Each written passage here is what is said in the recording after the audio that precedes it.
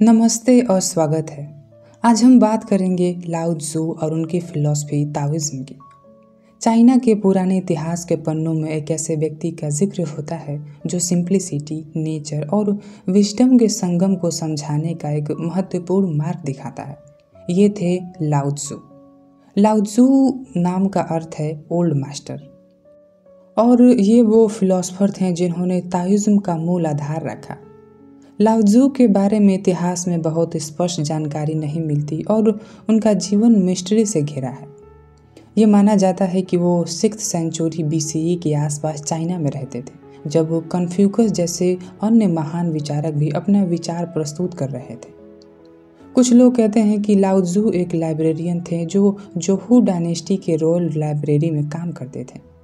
कहा जाता है कि जब उन्होंने देखा कि समाज ज़्यादा रिजिड हो गया है और लोगों का नेचुरल फ्लो ख़त्म हो रहा है, तब उन्होंने सब कुछ छोड़ दिया और प्रकृति के माध्यम से जीवन का असली अर्थ समझने निकल पड़े।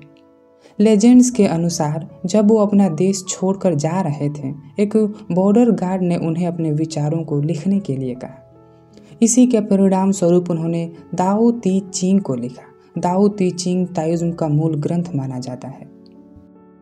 लाओ त्ज़ू का मानना था कि दुनिया का हर व्यक्ति और हर चीज़ एक दूसरे से जुड़ी हुई हैं। उन्होंने कहा कि जीवन में अननेसेसरी स्ट्रगल और डिज़ायर को छोड़कर अपने स्वभाव के साथ जीना चाहिए।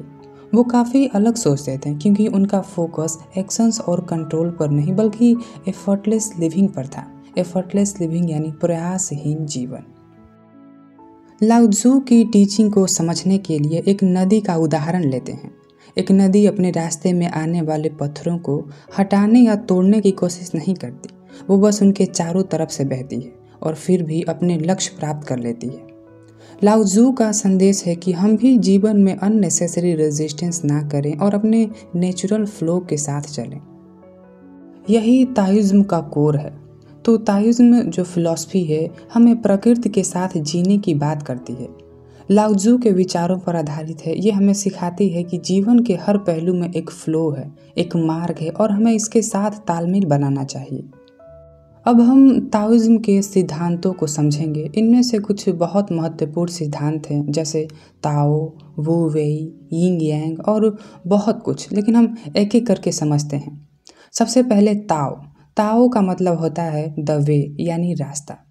जब हम ताओ की बात करते हैं तो हम एक ऐसे कॉन्सेप्ट के बारे में सोच रहे हैं जो शब्दों में डिफाइन करना मुश्किल है। ताओ का मतलब है द वे। ये एक यूनिवर्सल प्रिंसिपल है जो प्रकृति, यूनिवर्स और हर जीव के अंदर एक इंटरसिंक ऑर्डर में रहता है। लाओ त्ज़ू कहते हैं कि the Tao that can be told is not the eternal ताओ।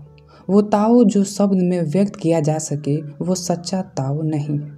इसका मतलब है कि ताओ एक स्पिरिचुअल एसेंस है जो बियॉन्ड वर्ड और ह्यूमन अंडरस्टैंडिंग है, लेकिन फिर भी हर चीज़ में व्याप्त है। ताओ एक प्रकृति का मूल सिद्धांत है जो बिना किसी फोर्स के चलता है। ये न सिर्फ प्रकृति के फ्लो को दर्शाता है बल्कि जीवन के हर एस्पेक्ट में एक नेचुरल बैलेंस और हार्मोनी का रिप्रेजेंटेशन है। ताओ का मतलब है अपनी नेचुरल स्टेट में रहना और अपने इन्वायरमेंट के साथ हार्मोनी में जीवन जीना। लाओ त्ज़ू कहते हैं कि हर चीज़, चाहे वो इंसान हो, पेड़ हो या एक नदी, सब कुछ ताओ के अकॉर्डिंग एग्जिस्ट करती है। जब हम ताओ के साथ अलाइन होते हैं तो ज़िंदगी में सुख और शांति होती है, और जब हम इस नेचुरल फ्लो को तोड़ते हैं तो दुखद और असंतुलन का सामना करना पड़ता है। ताओ को समझने के लिए प्रकृति का उदाहरण सबसे आसान है। मानिए एक पेड़ कैसे उगता है। वो अपनी मर्जी से नहीं उगता, उसके बीच में एक नेचुरल फ्लो होती है जो उसे विकसित करती है। यही ताओ है, एक इनविजिबल फोर्स जो सब कुछ चलाती है बिना किसी एक्सटर्नल एफर्ट के। और दूसरा एग्जाम्पल है नदी का। नदी अपने फ्लो के साथ कभी ज़्यादा जोर नहीं लगाती। जब कोई पत्थर उसके रास्ते में आता है तो वो पत्थर के चारों तरफ से बहती है, अपने फ्लो के अनुसार एक नया रास्ता बनाती है। वो ना कभी जल्दी करती है ना ही रुकती है। यही ताओ का एसेंस है, अपने नेचुरल फ्लो के साथ चलना और अननेसेसरी रेजिस्टेंस को अवॉइड करना। लाओ त्ज़ू कहते हैं कि इंसान की ज़िंदगी में ताओ के साथ अलाइन रहना सबसे ज़रूरी है, लेकिन अक्सर लोग अपने डिज़ायर्स, ईगो और मटेरियलिज्म की वजह से अपने नेचुरल फ्लो से हट जाते हैं। जब हम अपने गोल के पीछे भागते हैं बिना नेचर के रिदम को समझे तो हम अपना बैलेंस खो देते हैं। ताओइज्म हमें ये सिखाता है कि अपनी चाहत और कंट्रोल की इच्छा को छोड़कर अपने जीवन को नेचर के साथ अलाइन करें। जैसे सोचिए आप एक दिन काम करके बहुत ज़्यादा स्ट्रेस ले रहे हैं। आप सब कुछ परफेक्ट करना चाहते हैं, लेकिन जितना आप फोर्स करते हैं उतना ही चीज़ें बिगड़ती हैं। अब सोचिए अगर आप थोड़ा रिलैक्स करें और चीज़ें अपने नेचुरल फ्लो में होने दें, अक्सर ऐसे सिचुएशंस में प्रॉब्लम अपने आप सॉल्व हो जाती हैं। यही ताव है, फोर्स करना छोड़िए और फ्लो के साथ चलिए। सिंपल शब्दों में ताओ की 3 टीचिंग है। पहला, अपने नेचुरल फ्लो में रहो। दूसरा, हार्मनी विथ नेचर यानी प्रकृति के साथ सामंजस्य में रहो। और तीसरा, एक्सेप्ट करो, जो हो रहा है उसे एक्सेप्ट करो और अननेसेसरी रेजिस्टेंस ना करो। ताओ का कोर मैसेज है, जिंदगी को फोर्सफुली कंट्रोल करना छोड़िए और अपने नेचुरल फ्लो के साथ अलाइन रहिए। जब हम ताओ के प्रिंसिपल को समझते हैं और अपने जीवन में अपनाते हैं, तब हम एक बैलेंस्ड, पीसफुल और फुलफिल्ड लाइफ जी सकते हैं। ताओ के बिना जिंदगी एक ऐसी नदी की तरह हो जाती है जो अपने रास्ते में आने वाली हर रुकावट से स्ट्रगल करती है। लेकिन जब हम ताओ के साथ होते हैं तब हम उन रुकावटों को चारों तरफ फ्लो करते हैं। अब हम आगे बढ़ते हैं, आते हैं ताओइज्म के एक महत्वपूर्ण सिद्धांत पर, जिसका नाम है वू वेई। वू वेई का मतलब होता है effortless actions, actions without force, मतलब बिना जोर की क्रिया। ये कॉन्सेप्ट सुनने में थोड़ा अजीब लगता है कि एक्शंस और एफर्टलेस कैसे हो सकता है, लेकिन अगर हम इसे डीपली समझें तो ये हमें एक कला है जो हमें जीवन के हर क्षेत्र में शांति और संतुलन देने का काम करती है। वू वेई का मतलब ये नहीं है कि कुछ ना करें या बस आइडियल बैठे रहें, बल्कि इसका मतलब ये है कि काम को बिना अननेसेसरी स्ट्रगल के प्रकृति के साथ हार्मनी में करें। इसका मूल संदेश है, जिंदगी के फ्लो के साथ चलें, ना कि उसके अगेंस्ट स्ट्रगल करें।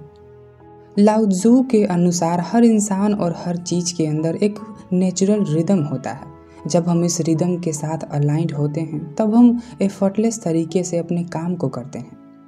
इसका मतलब है अपनी एनर्जी को उन्हीं चीज़ों में लगाना जो सही डायरेक्शंस में जा रही हैं और उन चीज़ों को छोड़ देना जो अननेसेसरी फ्रिक्शंस क्रिएट कर रही हैं। उदाहरण के रूप में सोचिए, एक मछली पानी में कैसे तैरती है। वो कभी भी पानी के अगेंस्ट नहीं जाती, बल्कि उसके फ्लो के साथ तैरती है। इसी तरह वो वही सिखाता है कि हमें भी अपने जीवन में वही करें जो नेचुरल है और जो एफर्टलेस फील हो। वू वेई का एप्लीकेशन ज़िंदगी के हर एस्पेक्ट में हो सकता है, रिलेशनशिप, वर्क, हेल्थ और इवन डिसीजंस मेकिंग में। इसका मतलब है ओवर थिंकिंग और ओवर कंट्रोलिंग से दूर रहना और सिचुएशंस को अपने नेचुरल कोर्स पर होने देना। जैसे मान लीजिए आप एक इम्पोर्टेंट एग्ज़ाम की तैयारी कर रहे हैं। अगर आप पूरा दिन बिना ब्रेक के पढ़ते हैं तो आपकी एनर्जी एग्जॉस्ट हो जाएगी और कॉन्सेंट्रेशंस कम हो जाएगा। लेकिन अगर आप फोकस के साथ पढ़ाई करें और बीच बीच में रेस्ट लें तो आपकी प्रोडक्टिविटी और लर्निंग बेटर होगी। वू वेई का यही मतलब है, बैलेंस्ड और एफर्टलेस एफिशिएंसी। ताओइज्म के लिए वू वेई एक सेंट्रल प्रिंसिपल है, क्योंकि ये ताओ के साथ जीने का एक प्रैक्टिकल वे दिखाती है। जब हम वू वेई को अपने जीवन में अप्लाई करते हैं तो हम अननेसेसरी स्ट्रेस और टेंशन से बचते हैं और अपने काम को ज़्यादा एफिशिएंटली कंप्लीट करते हैं। लाओ त्जू कहते हैं, by letting go everything is done, छोड़ देने से सब कुछ पूरा हो जाता है। ये लाइन हमें ये सिखाता है कि कभी कभी ज़्यादा कोशिश करना या चीज़ों को फोर्स करना एक्चुअली प्रोग्रेस को रोक देता है। जब हम रिलैक्स होकर काम को करते हैं तो चीज़ें नेचुरली अपने कोर्स पर चलती हैं। वू वेई का कोर मैसेज है, ज़िंदगी में अननेसेसरी स्ट्रगल और रेजिस्टेंस को छोड़कर अपने एक्शंस को नेचुरल और एफर्टलेस बनाएं। जब हम इस प्रिंसिपल को समझकर अपनाते हैं तो हमारी ज़िंदगी ज़्यादा बैलेंस्ड, स्ट्रेस फ्री और प्रोडक्टिव हो जाती है। लाओ त्जू का ये विजडम हमें ये याद दिलाता है कि कभी कभी डूइंग लेस का मतलब होता है अचीविंग मोर। अब हम आगे बढ़ते हैं। ताओइज्म का एक और महत्वपूर्ण कॉन्सेप्ट है यिन यांग, दो अपोजिट फोर्सेस जो यूनिवर्स का बैलेंस बनाए रखते हैं। यिन यांग एक सिंपल आइडिया है, लेकिन इसका इम्पैक्ट हर चीज़ में दिखता है, प्रकृति से लेकर हमारे जीवन तक। ये कॉन्सेप्ट बताता है कि हर चीज़ में दो कॉन्ट्रास्टिंग एलिमेंट होते हैं जो एक दूसरे के बिना अधूरे होते हैं। यीन और यांग एक चाइनीज फिलोसॉफिकल आइडिया है जो डुअलिटी के ऊपर आधारित है। यीन का मतलब होता है शांति, डार्कनेस और सॉफ्टनेस, और यांग का मतलब होता है लाइट, एक्टिविटी और एनर्जी। ये दोनों एक दूसरे के अपोजिट हैं, लेकिन एक दूसरे के बिना पूरे नहीं होते। लाओ त्जू के अनुसार नेचर का हर एस्पेक्ट यीन और यांग के बैलेंस पर चलता है। अगर ये बैलेंस बिगड़ जाए तो केओस और असंतुलन होने लगता है। यीन और यांग को समझने के लिए प्रकृति के उदाहरण सबसे आसान है। रात और दिन यीन और यांग के परफेक्ट एग्जाम्पल है। रात यानी डार्कनेस और शांति होती है, जबकि दिन में रोशनी और एक्टिविटी होती है। ये दोनों एक साइकिल में चलते हैं और एक दूसरे को कंप्लीट करते हैं। और मौसम भी यीन और यांग के एग्जाम्पल हैं। जैसे सर्दी यीन का प्रतीक है, जहाँ ठंडा, शांत और रुकी होती है। वहीं गर्मी यांग का प्रतीक है, जहाँ गर्म, एक्टिव और डायनेमिक होता है। दोनों मौसम जरूरी हैं क्योंकि एक के बिना दूसरे का अस्तित्व मीनिंगलेस हो जाता है। ये सिर्फ प्रकृति तक सीमित नहीं है, बल्कि हमारी ज़िंदगी में भी है। अगर आप सिर्फ काम ही करते रहेंगे तो आप थक जाएंगे और हेल्थ ख़राब हो जाएगी, और अगर आप सिर्फ आराम करते रहेंगे तो आप अपने लक्ष्य से दूर हो जाएंगे। ज़िंदगी में दोनों का बैलेंस ज़रूरी है ताकि आप प्रोडक्टिव और हैप्पी रह सकें। एक और ज़िंदगी का एग्जाम्पल देखते हैं। सोचिए, आप सिर्फ सफलता को एक्सेप्ट करते हैं और असफलता को रिजेक्ट करते हैं। आप असफलता से सीख नहीं पाएंगे और सफलता का मज़ा भी उतना नहीं ले पाएंगे। यीन और यांग सिखाते हैं कि फेलियर और सक्सेस दोनों एक साइकिल का हिस्सा हैं और दोनों ज़रूरी हैं। यीन और यांग हमें ये भी सिखाते हैं कि जीवन में किसी एक चीज़ को डोमिनेट नहीं करना चाहिए। सब कुछ एक बैलेंस में होना चाहिए। अगर हम सिर्फ पॉजिटिविटी के पीछे भागें और नेगेटिविटी को अवॉइड करें तो हम इम्बैलेंस में चले जाते हैं। दोनों का होना ज़रूरी है क्योंकि दोनों एक दूसरे के बिना अधूरे हैं। इसका कोर मैसेज ये है कि ये हमें संदेश देता है, जीवन एक बैलेंस का नाम है। हर चीज़ के दो पहलू होते हैं और उन्हें एक्सेप्ट करना और बैलेंस में रखना ज़रूरी है। लाओ त्जू के शब्दों में the opposites complete each other, विपरीत चीज़ें एक दूसरे को पूरा करती हैं। अब हम समझते हैं नेचर और ताओइज्म को। ताओइज्म और प्रकृति का संबंध गहन महत्वपूर्ण है। लाओ त्जू के अनुसार प्रकृति ही ताओ का सबसे उत्तम प्रतीक है, क्योंकि प्रकृति बिना किसी एफर्ट के अपना काम करती है और हर चीज़ को बैलेंस में रखती है। ताओइज्म हमें सिखाता है कि प्रकृति के साथ सामंजस्य बनाओ और उसके फ्लो को समझो, ना कि उनके खिलाफ जाने की कोशिश करो। लाओ त्जू कहते हैं, प्रकृति हमेशा एफर्टलेसली काम करती है। पानी का बहता हुआ धारा नीचे की ओर जाता है बिना किसी जिद के, और हवा अपने रास्ता बिना किसी रुकावट के बनाता है। ये सभी प्रकृति के ताओ के साथ हार्मोनाइज होने का परिणाम है। एक एग्जाम्पल देखते हैं पेड़ और मौसम का। पेड़ और मौसम एक साथ एडेप्ट करते हैं। सर्दी में पत्ते गिर जाते हैं और गर्मी में फिर से उगते हैं। ये ताओ के फ्लो का अनुसार चलते हैं, जो हमें एक्सेप्ट करना सिखाते हैं कि हर चीज़ का समय और स्थान होता है। ये हमें एक और महत्वपूर्ण चीज़ सिखाता है कि प्रकृति में ज़्यादा हस्तक्षेप नहीं करना चाहिए। लाओ त्जू के अनुसार ह्यूमन मेड कॉम्प्लेक्सिटीज़ और ओवर इंटरफेरेंस प्रकृति के बैलेंस को बिगाड़ देती हैं और विनाश का कारण बनती हैं। जैसे अधिक खेती मिट्टी के उर्वरता को कम कर देती है और अधिक पॉल्यूशन प्रकृति के इकोसिस्टम को डिस्टर्ब करता है। ताओइज्म कहते हैं कि हमें प्रकृति का उपयोग उसके नियम के साइकिल के अनुसार करना चाहिए, बिना उसे मैनिपुलेट किए।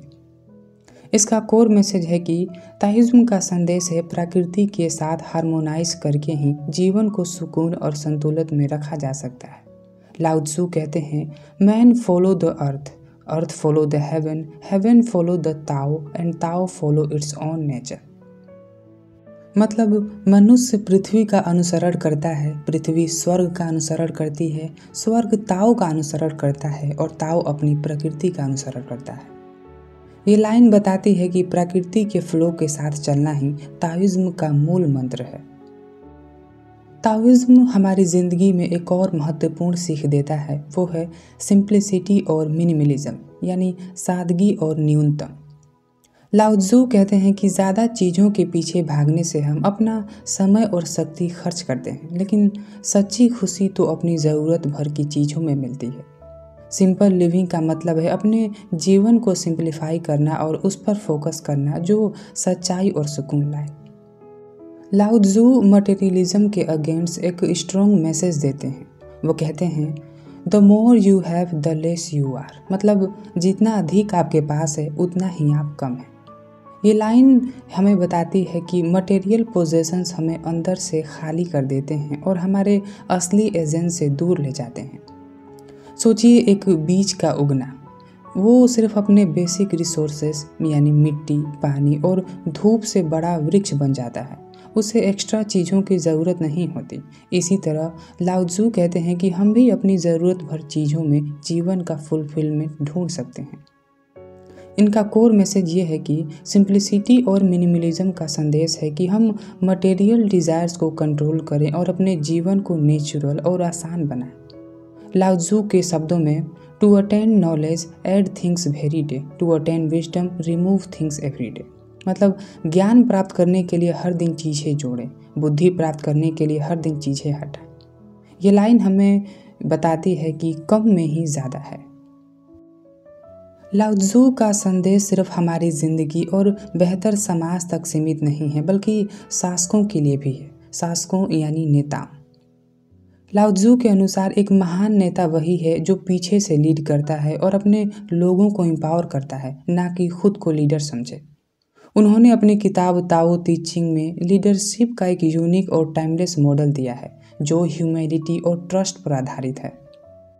लाओ त्ज़ू कहते हैं the best leader is one whose existence is barely known, when the work is done the people will say we did it ourselves. इसका अर्थ है कि एक लीडर को अपनी प्रेजेंस इम्पोज करने के बजाय लोगों की ग्रोथ और ऑटोनॉमी को प्रमोट करना चाहिए। एक अच्छा नेता अपने ईगो को पीछे रखकर लोगों की पोटेंशियल को नर्चर करता है। जैसे एक माली पौधों को उनकी अपनी प्रकृति के अनुसार उगने देता है और सिर्फ उन्हें पानी और सपोर्ट देता है, लेकिन उनकी ग्रोथ को फोर्स नहीं करता। इसी तरह एक ग्रेट लीडर सिर्फ इन्वायरमेंट क्रिएट करता है जिसमें लोग अपने आप को ग्रो करते हैं। लाओ त्ज़ू का लीडरशिप फिलॉसफी एक लेसन है कि सच्चा नेता वो होता है जो अपने लोगों पर ट्रस्ट करता है, अपने ईगो को पीछे रखता है और अपनी प्रेजेंस को हाईलाइट किए बिना असर डालता है। ट्रू लीडरशिप का मूल मंत्र है lead by serving and empower others to shine, मतलब सेवा करके नेतृत्व करें और दूसरों को चमकाने के लिए सशक्त बनाएं। अब हम कंक्लूजन पे आते हैं। ताओइज्म हमें सिखाता है कि जीवन का असली सुख सिंप्लिसिटी, नेचर के साथ सामंजस्य और अपने स्वाभाविक रूप में जीने में छिपा है। लाओ त्ज़ू के थॉट टाइमलेस हैं जो हमें बैलेंस, ह्यूमिलिटी और एफर्टलेस लिविंग का महत्व समझाते हैं। ताओइज्म का संदेश है ताओ को समझो, उसके फ्लो के साथ चलो और अपने जीवन को सुकून और हार्मोनी से भर दो। तो आज के लिए बस इतना ही था। मैं मिलता हूँ आपसे अगले एपिसोड में एक नए टॉपिक के साथ। अगर आपको किसी और टॉपिक पे पॉडकास्ट चाहिए तो आप हमें कमेंट सेक्शंस में बता सकते हैं। आपका एक कमेंट मुझे थोड़ा मोटिवेशन देता है। तब तक के लिए अपना ध्यान रखिए। धन्यवाद। मेरा नाम है आकाश कुमार।